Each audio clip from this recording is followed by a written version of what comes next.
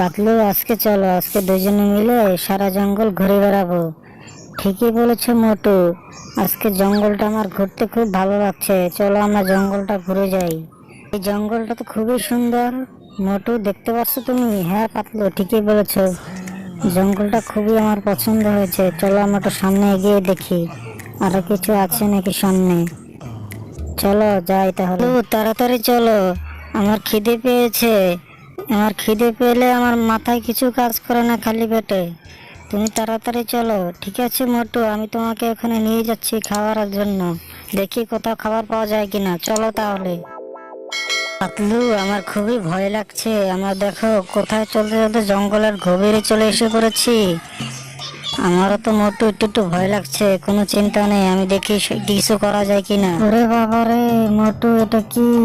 এত বড় সিংহ!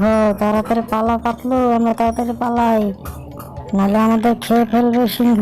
হাউ মাউ, তোরা চলে গেলি কেন? তোদেরকে মজা করে খেতাম, খুব খিদে আমার। আজকে সুন্দর করে সমচালি রান্না করতে হবে তাড়াতাড়ি। বাচ্চারা এসে পড়বে, খেতে এসে পড়বে। মা মা, তাড়াতাড়ি খান দাও, খুব খিদে পেয়েছে।